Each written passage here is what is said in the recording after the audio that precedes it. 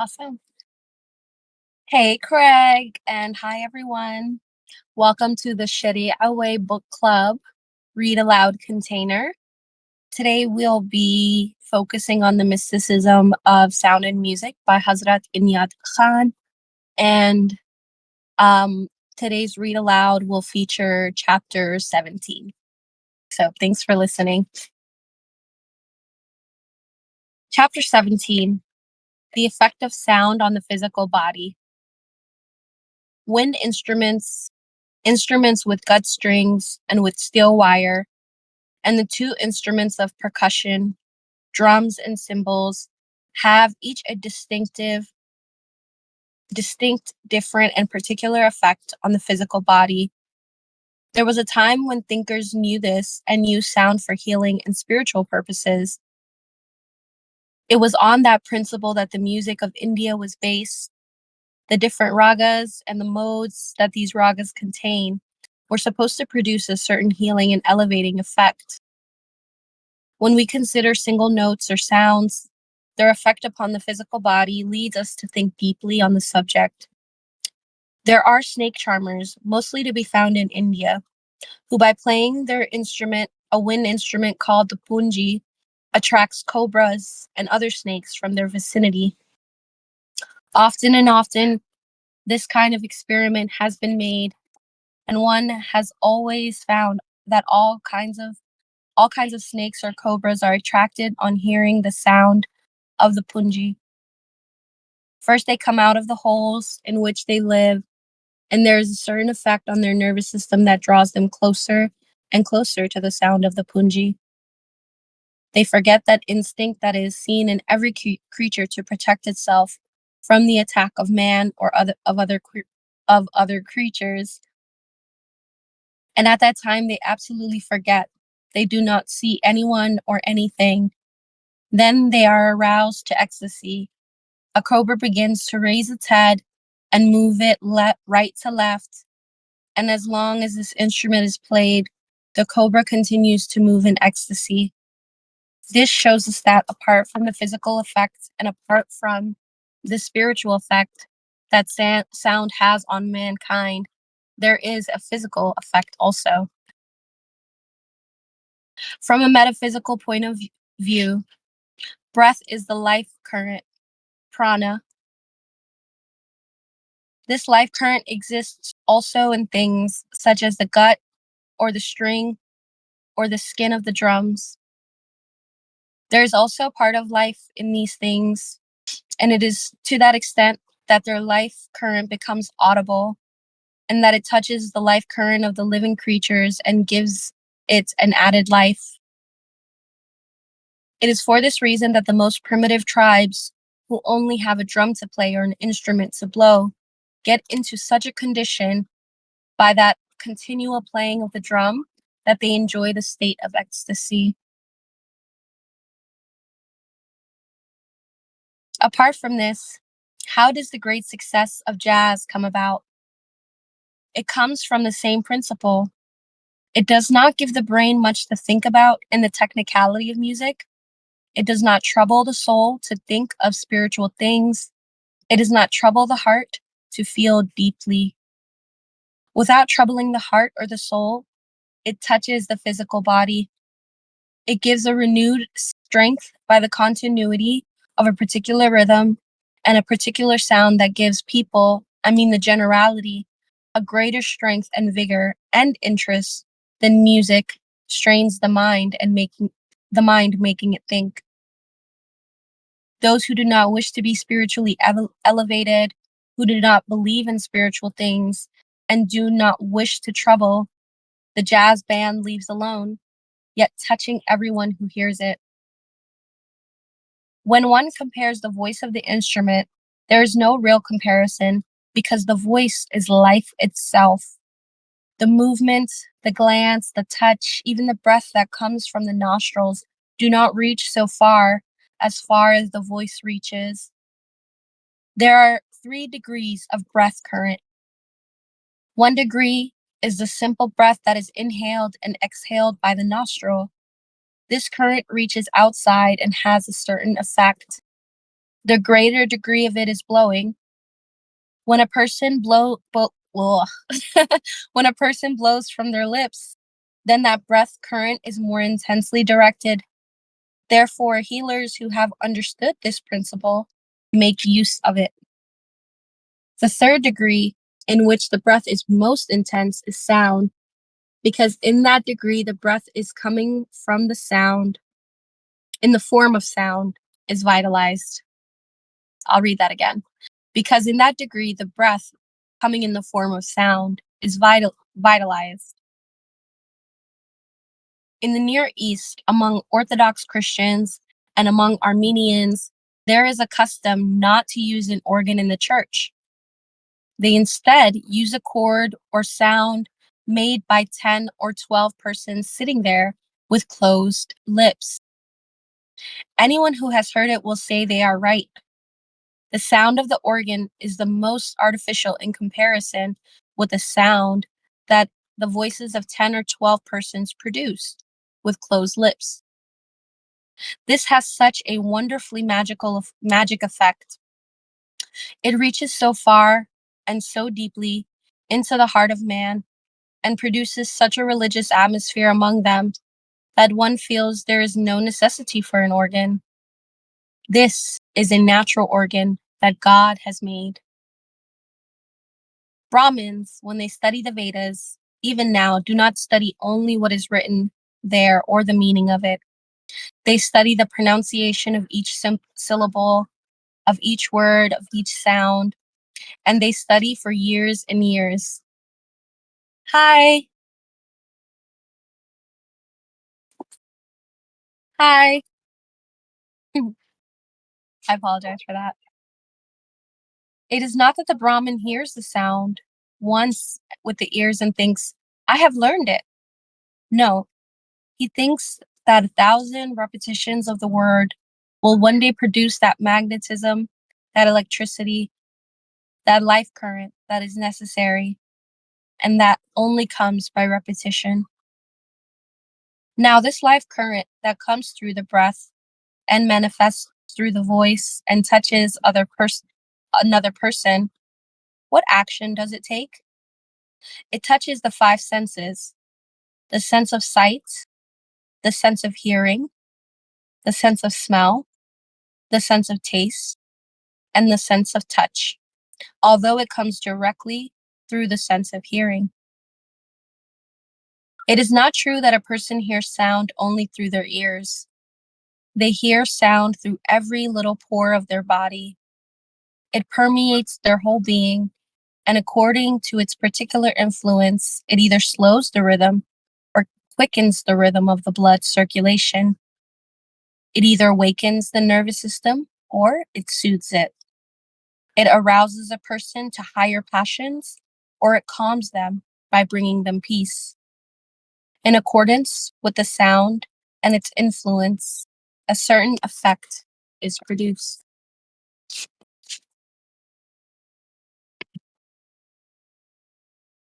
Therefore, the knowledge of sound can place in the hand of a person a magical instrument with which to wind, tune, control, and utilize the life of another person to the best advantage.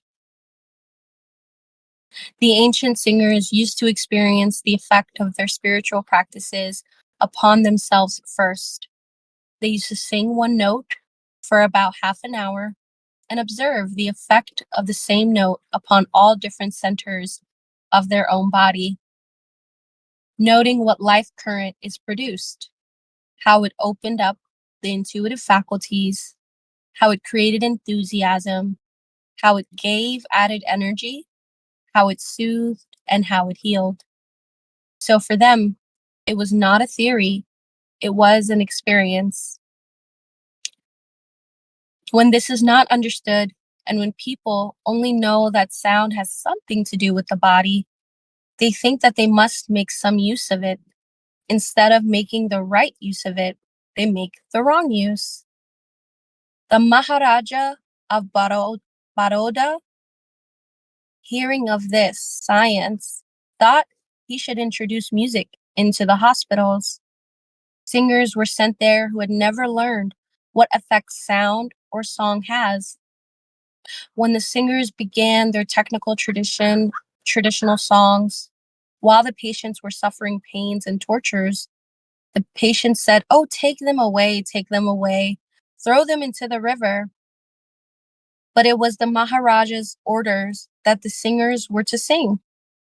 After a week, the patients were far more ill, and the Maharaja had sent another order: no more music is wanted. In my travels, I have seen now the same thing. There are some people here and there who think that music has a great effect upon patients, on health, but instead of using the right music, they use the wrong music, and its effect to make people more ill. And its effect is to make people more ill. Sound becomes visible in the form of radiance. This shows that the same energy that goes into the form of sound before it becomes visible is absorbed by the physical body. In that in that way, the physical body recuperates and becomes charged with new magnetism. By a keen study of psychology, you will find that singers have a greater magnetism than the average person. Because of their own practicing, their voice makes an effect upon themselves, and they produce electricity in themselves. In that way, they are charged with new magnetism every time they practice. This is the secret of the singer's magnetism. As to the question, which is the wrong and which is the right use of sound, it all depends upon the particular case. In one case, a certain sound may be rightly used. In another case, the same sound may be wrongly used. But whether it was right or wrong will will be seen by the harmonious and inharmonious effects it produces.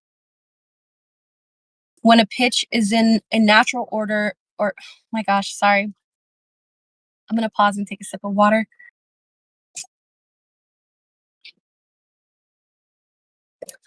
When a pitch is in a natural pitch of the voice, and a person sings a note in that pitch, in any pitch that is quite natural to them, that will be a source of that person's own healing as well as that of others.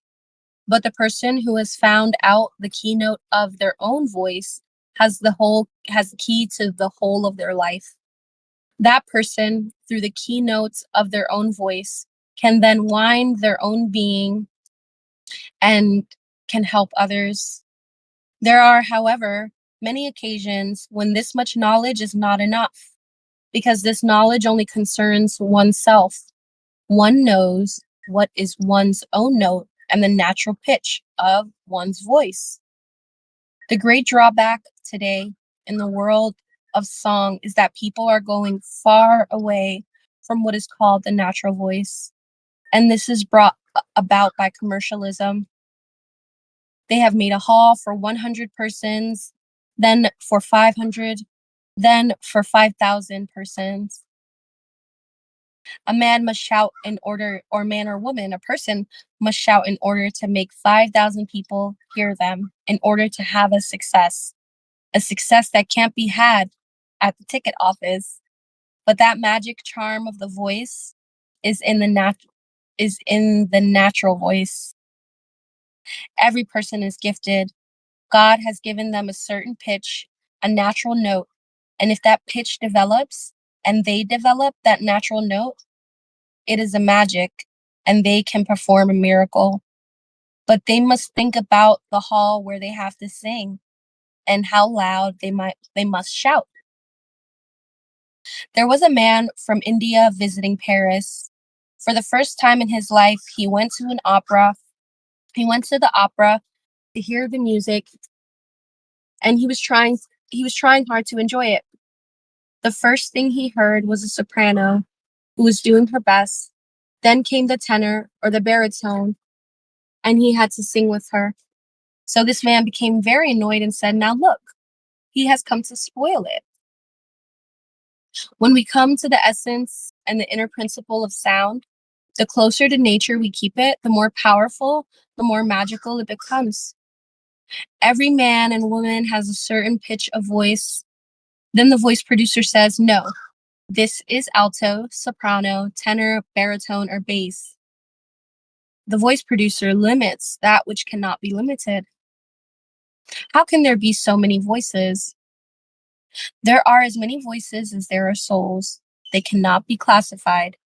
As soon as they are classified, that person is obliged to sing in that pitch. If their pitch is different, they don't even know it.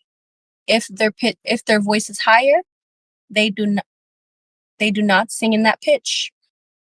Because the voice producer says, quote, this is a soprano, that person cannot be anything else. Besides that, a person has to depend upon what the composer has written. The composer never knew the voice of that particular person. The composer wrote only for a distinct pitch, either this one or that one. When a person has to sing in the pitch that is prescribed, then they lose the natural pitch that they had. Apart from singing, even in speaking, among 100 persons, you will find one who speaks in their natural voice, and 99 who imitate. They imitate someone else. They do not know it. The same thing that you find in grown-up people, you will find in little children. The tendency in the little child is to change and to imitate. Every 5 or 10 days, every month, a child changes their way of speaking, their voice, their words, many things they change. And where do they learn it? From children in school. They see a child walking in some way or making gestures or frowning or hearing it. They hear something spoken in a certain way. That child does not realize it, but they have heard it and they do the same thing. And so they go on changing. In the same way, every person, also without knowing it, changes their voice so that the natural voice is lost. To retain one's natural voice is a great power in itself, but one cannot always retain it. In order to have a a powerful effect with one's voice and sound, one does not have to be a singer. What one has to do is to practice the breath in different ways. One must first know how to breathe. One must then know how to blow. One must then learn how to make a sound, how to say a word. And if one practices in these 3 ways, one will attain that power that is latent in every soul. One need not be a singer, but for every person, it is necessary that they should give some part of the day, even the shortest time that they can give, 5, 10, 15 minutes, to their voice and to the development of their voice.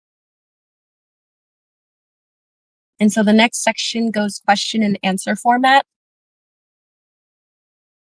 And I'll read it now.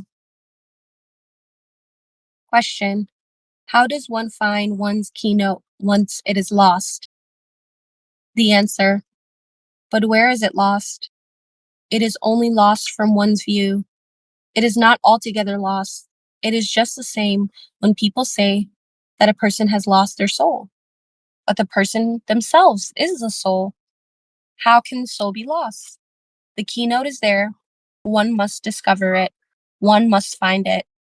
Just as the soul is there, but hardly one person amongst so many finds it. The question: how can one find one's keynote? The answer: by trying to find it. Question: how can one be sure that the note one believes to be the keynote of one's being is really the keynote? So I'll read that again. How can one be sure that the note one believes to be the keynote of one's being is really the keynote?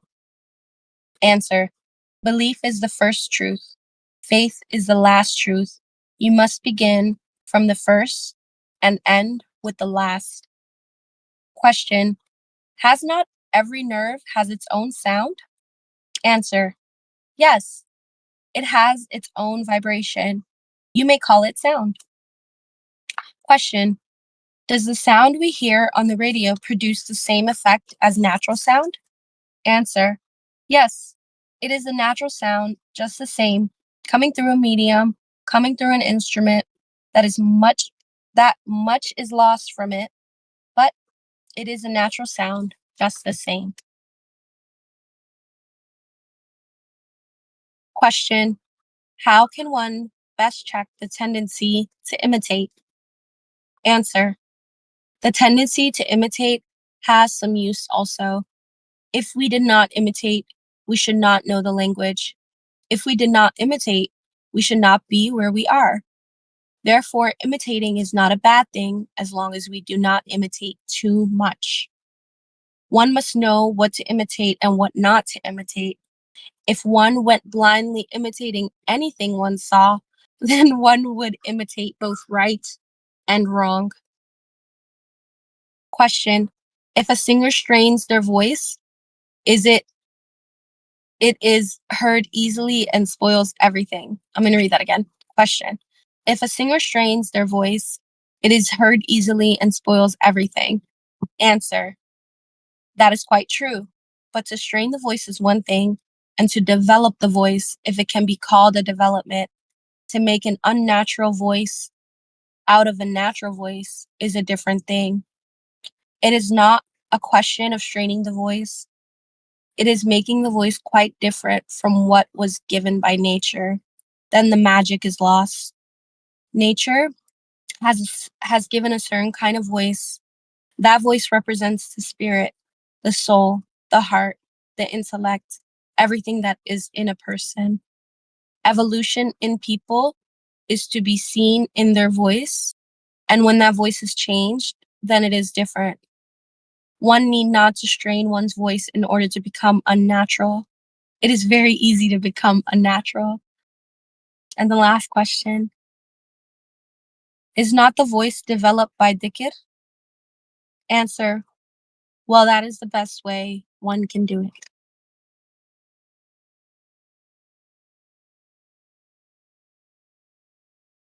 That was an amazing chapter. Um, I'm going to hold off on discussing this chapter until this Saturday, which let me just make sure the dates. So this Saturday, January 13th, 2024, at 11 a.m. Louisiana time, I'll be holding space in the Broom Radio Way for us to discuss and unpack this chapter further. And if you're just here for the read aloud, I would love to have you there live to partake in this discussion. I think that would be super, super fun. Um, but if this is where we leave off, then peace and take care of yourself.